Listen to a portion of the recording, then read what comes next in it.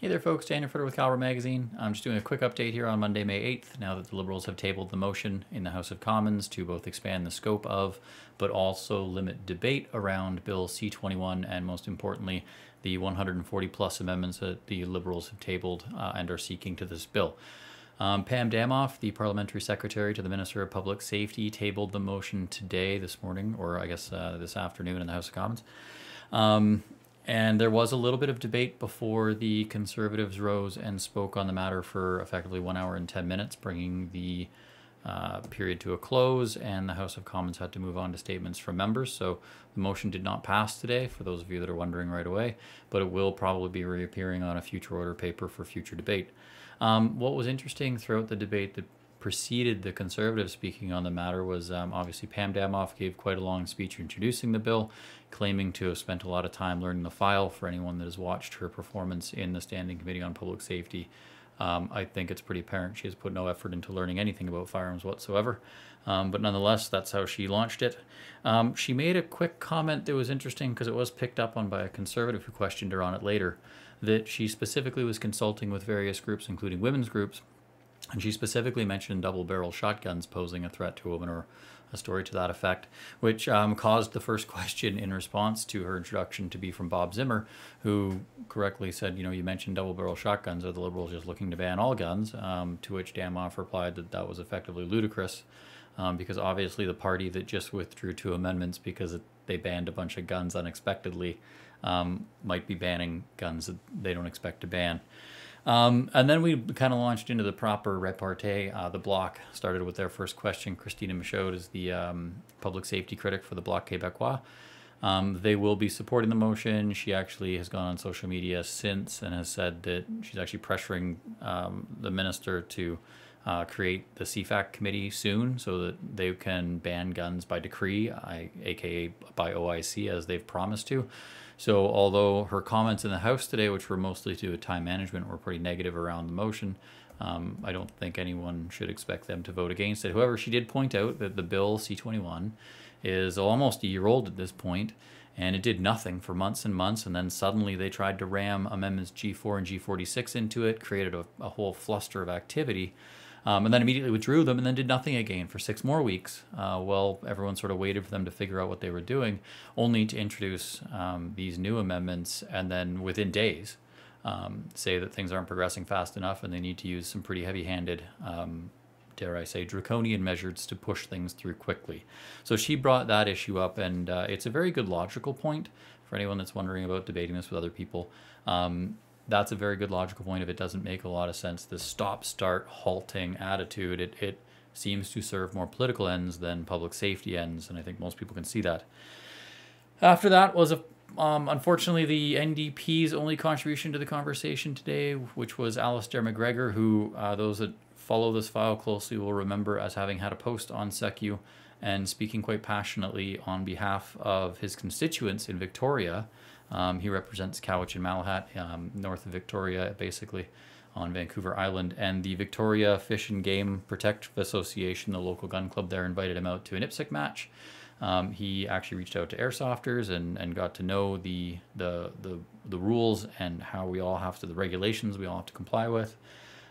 He actually raised issues about wanting to get exemptions for handguns, which it's obviously problematic they're exemptions, but there was at least the impression of understanding there. Unfortunately, today he simply said that he thinks that if this motion passes, which he will support, that there will still be ample time to debate this. And again, on social media, his contribution has been to double down on that and say that we can't convince him otherwise. And again, that's his prerogative, but it's disappointing to see, and I think a lot of gun owners are feeling that, but we'll loop back around to the political discussion afterwards. Because the next question was an important one. It was from actually a surprising corner, Elizabeth May from the Green Party, again, here in BC on the islands. She asked the important question of, because her riding had last year a very prominent bank robbery that was actually a guise for a police ambush in Saanich that was pretty big news last year, and the perpetrators of that did use SKS rifles when they were trying to ambush the police officers. So she asked Pam Damoff if the SKS rifle would be banned by any of the amendments that were included in this package that they were trying to ram through. And Damoff notably said no because it doesn't meet the legislative definition that is included in the amendments.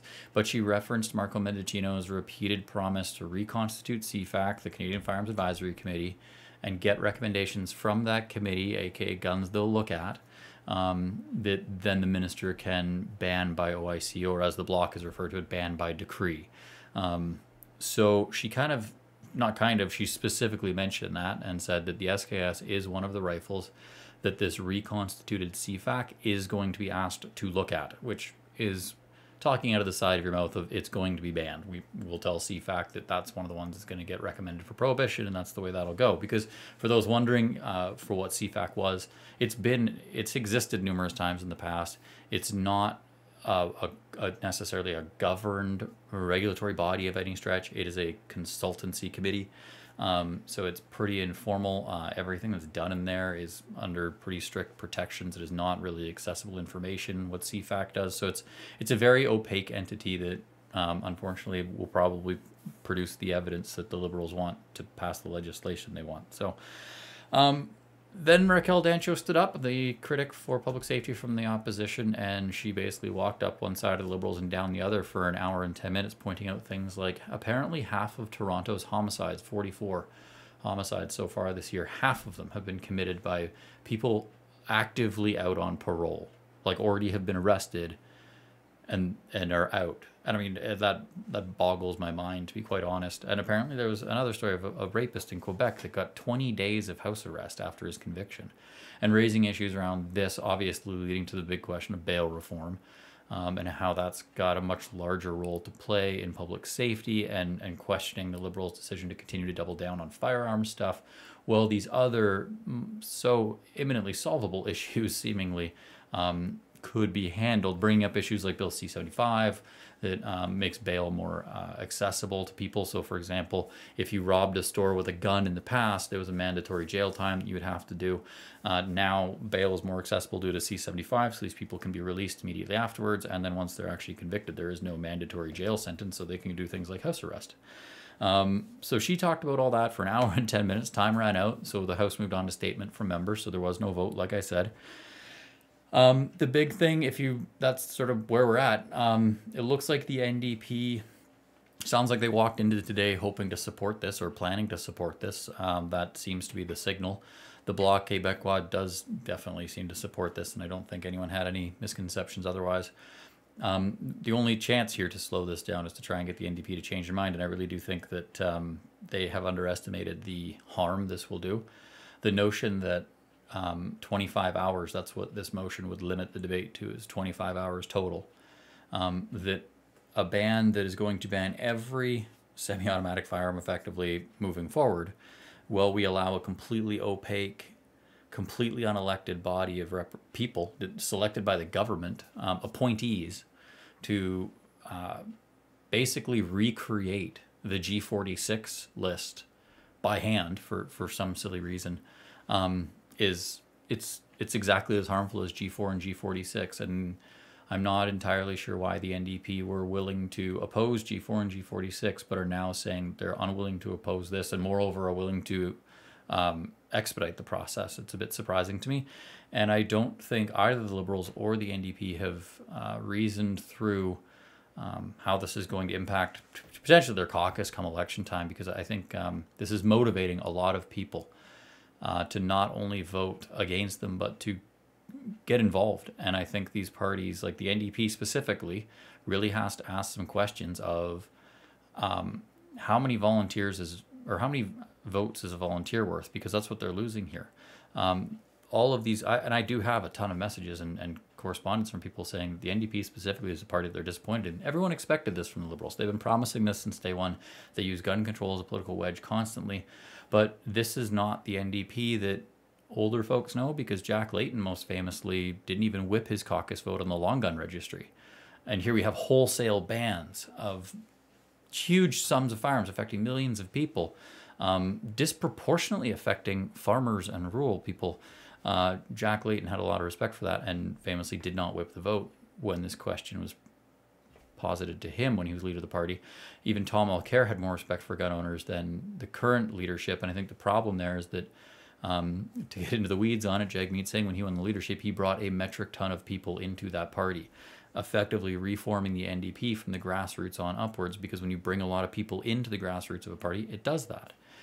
The problem is that party needs to recognize that there is now a massive difference between potential NDP voters and the NDP party members. They no longer represent each other, and that's, I think, the break that we're seeing here. And these people that they are turning off are not just saying, I'll never vote for the NDP or the Liberals again, because there are plenty of gun owners that have voted for the Liberals in the past and are never going to do it again after this. This is generational harm we're talking here effectively. But a lot of gun owners, to get back to the NDP, are saying they won't, not just they won't vote for them, but they're going to go find the Conservative Party Riding Association, volunteer with them.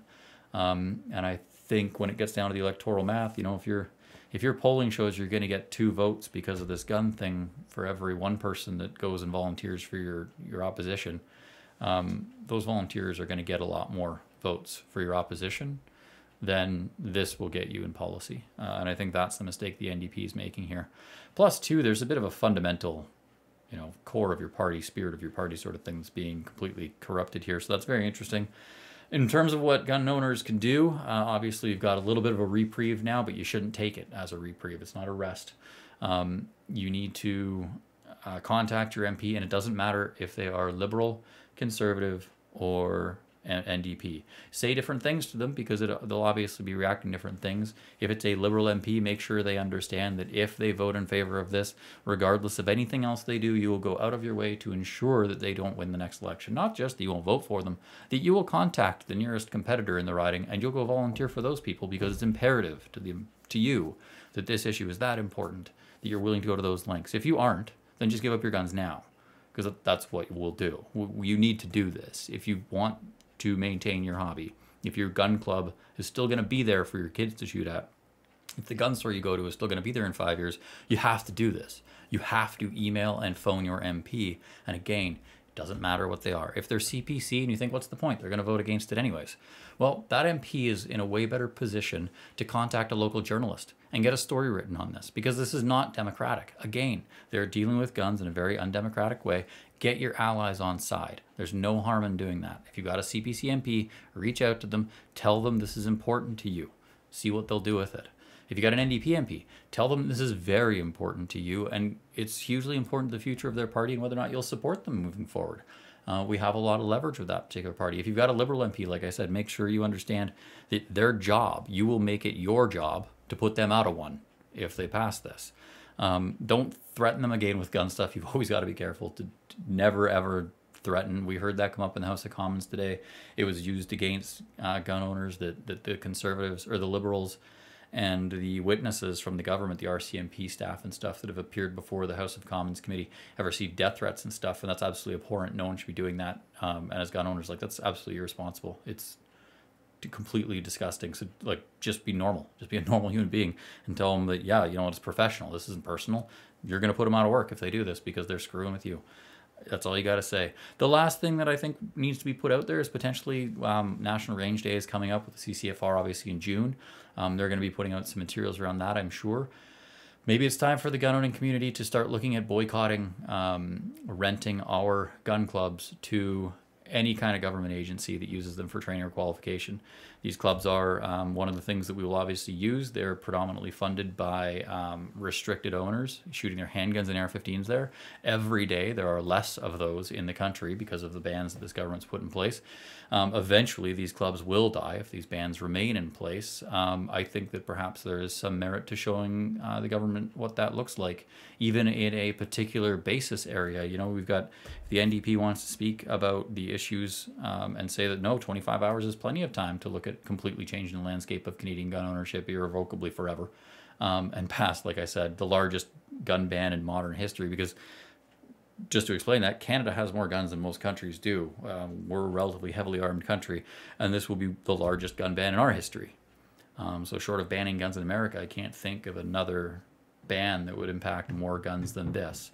So I think putting that forth to everyone, you know, if you're in Victoria and you're at the Victoria Fish and Game Association, maybe it's time to start saying to the local police department, yeah, you guys can't train here anymore. We're canceling your bookings because it's nothing personal, it's just professional.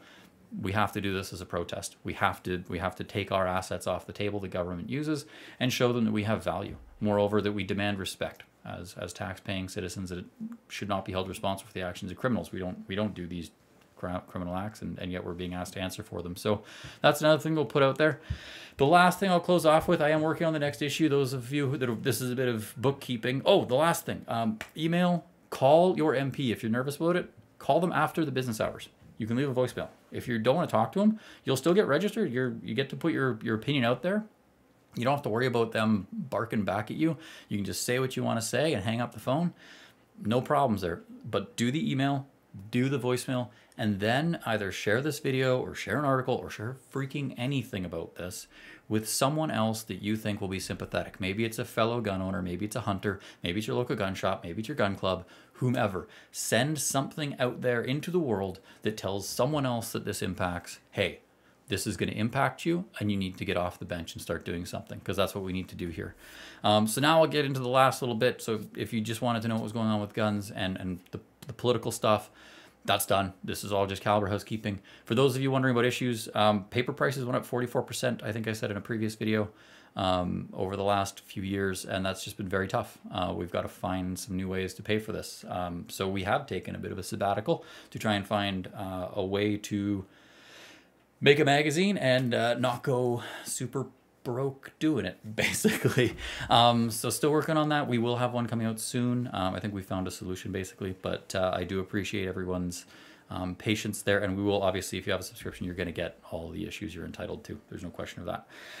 We're just actually going to try and publish a few more this year, hopefully. So we'll see how that all shakes out, because there's a lot of market forces, obviously, and now some new fun political ones to deal with. If you're wondering how to get your faces right, just have blood pressure like mine.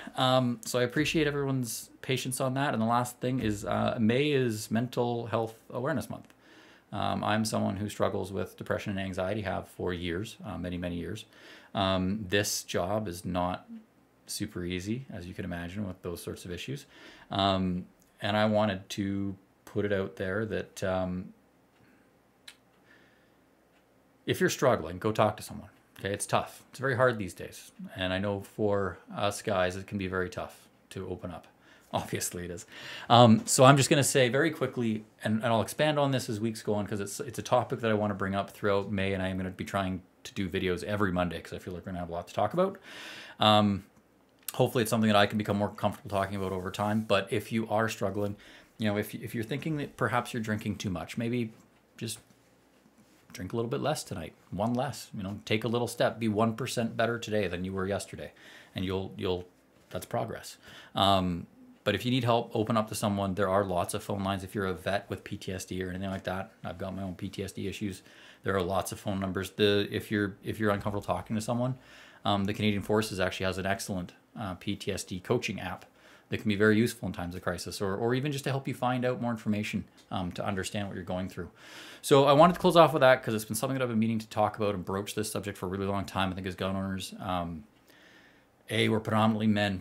We are, the suicide rate, the opioid addictions and drug poisonings going on, all alcoholism, a lot of these issues are on the rise. Gun violence is on the rise, and these issues massively disproportionately affect men, specifically young men, not dissimilar from myself. And we got to look out for one another. We've got to start looking out for one another a little bit better. So I'll leave it there. Otherwise, I'm going to keep talking forever. I will update you guys as more needs to come out with more videos. Going to, like I said, do more and more of these regularly now that we're back at work. Look after yourselves. Look after your animals. Donate to your local pet shelter, as always, or your local animal shelter if you can. And yeah, email your MP. Call your MP. Doesn't matter what they are, what party they support. It's not about convincing them to do anything for you. It's about you standing up and saying, I exist, I count, I have value, I matter, I'm a voter. So do that. Otherwise, this whole thing kind of falls apart. So I'll leave it there, like I said, finally, and hope everyone's had a pretty good weekend. Not bad news. At least the motion didn't pass yet. We'll wait and see what happens. But like I said, contact your MP, and then contact someone else at this impact, and then have a nice Monday night, and look after yourself. Have a good one, guys.